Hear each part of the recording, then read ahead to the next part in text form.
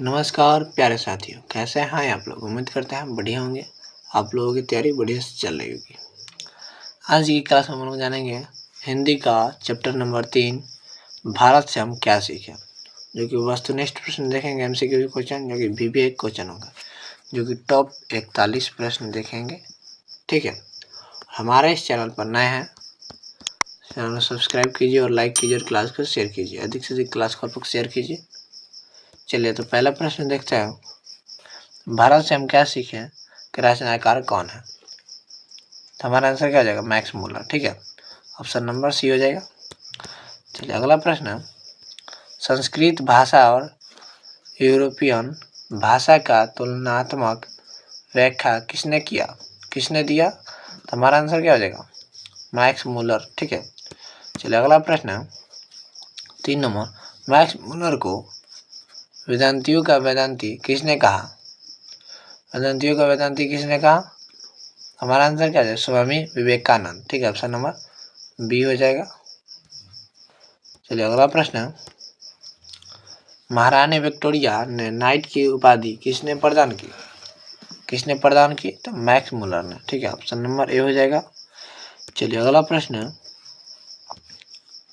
English किस भाषा का शब्द है।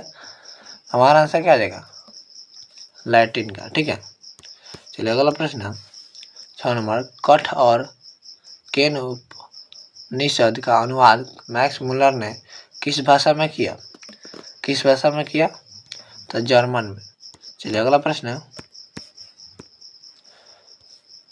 लिपजिंग विश्वविद्यालय में मैक्स मूलर ने किस भाषा का अध्ययन किया। तो संस्कृत भाषा का। ठीक है, चलिए अगला प्रश्न, नालंदा विश्वविद्यालय कहाँ स्थित है। तो हमारा आंसर क्या जाएगा, बिहार में है। चलिए अगला प्रश्न, निर्वंश विधा का संबंध किससे है। तो मनोविज्ञान से। ठीक है, चलिए अगला प्रश्न, मेघदूत नामक पुस्तक का अनुवाद जर्मन भाषा में किसने किया था। मैक्स मूलर ने। चलिए अगला प्रश्न, दारिश क्या है। तो सोने की प्राचीन काली सिक्का। ठीक है, दारिश क्या है, तो सोने की प्राचीन कला सिक्का है। ठीक है, चलिए अगला प्रश्न, जनरल कनिंघम का संबंध किससे है। तो हमारा आंसर क्या हो जाएगा, पुरातात्विक विज्ञान से। चलिए अगला प्रश्न, 172 दारिश नामक सोने के सिक्का का घड़ा कहाँ मिला था। तो बनारसी में। ठीक है, चलिए अगला प्रश्न 14 नंबर, पारसीसियों के धर्म का क्या नाम था। जरथुस्त्र। चलिए अगला प्रश्न, नालंदा विश्वविद्यालय का स्थापना किसके द्वारा किया गया। कुमार गुप्ता के द्वारा। ठीक है, चलिए अगला प्रश्न, प्लेटो का संबंध किससे है। यूनान से। चलिए अगला प्रश्न, मैक्स मूलर का जन्म कब हुआ था। 6 दिसंबर 1823 को। चलिए अगला प्रश्न, मैक्स मूलर का जन्म कहाँ हुआ था। डेसाउ जर्मनी में। ठीक है, चलिए अगला प्रश्न, मैक्स मूलर के पिता का क्या नाम था। तो हेनरिक्स मूलर। ठीक है, चलिए अगला प्रश्न, किस देश की जाति है। तो भारत का। ठीक है, ऑप्शन नंबर डी हो जाएगा। देखिए जो 3 क्वेश्चन कराया ना, 18, 19, 20 और 17, इसको याद कर लीजिएगा क्योंकि मोस्ट इंपॉर्टेंट क्वेश्चन है जो कि एग्जाम में पूछता है। ठीक है, चलिए अगला प्रश्न, वारेन हेस्टिंग्स क्या था। तो भारत का गवर्नर जनरल था। चलिए अगला प्रश्न, शाहनामा का रचना काल क्या है।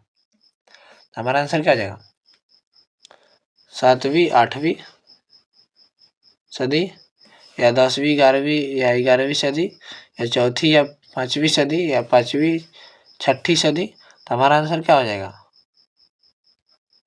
हमारा आंसर हो जाएगा 10वीं 11वीं और 12वीं सदी। ठीक है, 11वीं 12वीं सदी लिख दिया है। चलिए अगला प्रश्न हो जाएगा, संस्कृत का अग्नि शब्द लैटिन में किस शब्द से मिलता है? किस शब्द से मिलता है? इंग्लिश से। ठीक है, इंग्लिश से। ठीक है, अगला प्रश्न है 25 नंबर, सर विलियम जोन्स ने भारत की यात्रा कब की थी? कब की थी? तो 1783 ईस्वी में। चलिए अगला प्रश्न है, भारत से हम क्या सीखे पाठ में नए सिकंदर विशेषण किसके लिए प्रयुक्त हुआ? किसके लिए प्रयुक्त हुआ? युवा अंग्रेज अधिकारियों के लिए। चलिए अगला प्रश्न है, सबसे पुराने अच्छे नहीं होते, सब नए खराब नहीं होते, यह युक्ति किसकी है? यह युक्ति किसकी है? तो कालिदास की। ठीक है, सब पुराने अच्छे नहीं होते और सब नए खराब नहीं होते। ठीक है, यह युक्ति किसकी है? तो कालिदास की है। ठीक है, ये पूछता है बोर्ड एग्जाम में, आप लोग याद रखिएगा। 27 का डी आंसर हो जाएगा। चलिए अगला प्रश्न है, स्वामी विवेकानंद के वेदांतियों का वेदांती किसने कहा था? तो मैक्स मुलर ने। ऑप्शन नंबर सी हो जाएगा। चलिए अगला प्रश्न है, मैक्स मुलर ने किस वर्ष अगस्त में लिपजिंग सिंह का विश्वविद्यालय में संस्कृत का अध्ययन प्रारंभ किया? कितने वर्ष? ठीक है, तो हमारा आंसर क्या हो जाएगा? 18 वर्ष। ठीक है, डाइट दिया वहाँ क्या हो जाएगा? हमारा 18 आंसर हो जाएगा।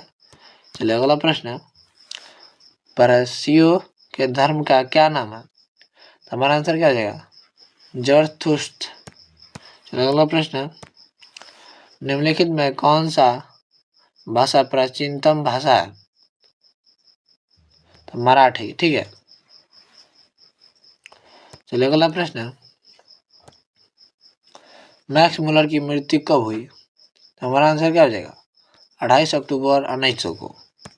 चलिए अगला प्रश्न है, किसके अध्ययन क्षेत्र में भारत का कारण नवजीवन के संचार हो चुका?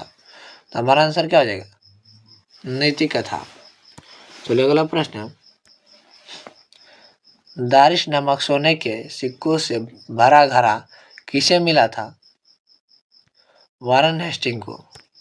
चलिए अगला प्रश्न है, मेघदूत का जर्मनी में अनुवाद किसके द्वारा किया गया था? किसके द्वारा किया गया था? तो मैक्स मुलर के द्वारा। चलिए अगला प्रश्न है, भारत से हम क्या सीखे? क्या है? भाषण है। चलिए अगला प्रश्न है, मैक्स मुलर के अनुसार सच्चे भारत के दर्शन कहाँ हो सकते हैं? तो गाँवों में। ठीक है, गाँव में हो सकते हैं सच्चे भारत के दर्शन।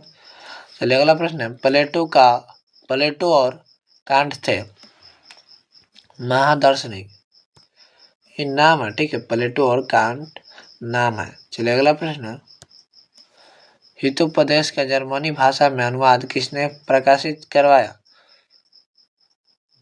तो मैक्स मुलर। ठीक है, चलिए अगला प्रश्न है, मैक्स मुलर ने कालिदास की किस पुस्तक का जर्मन भाषा में अनुवाद किया? तो मेघदूत का। ठीक है, चलिए अगला प्रश्न है, अब प्रश्न नहीं है। ठीक है, क्योंकि 40 प्रश्न थे। हमारे चैनल पर नए हैं, चैनल सब्सक्राइब कीजिए और लाइक कीजिए और क्लास को शेयर कीजिए। फिर मिलता है नेक्स्ट वीडियो में। जय हिंद, जय भारत।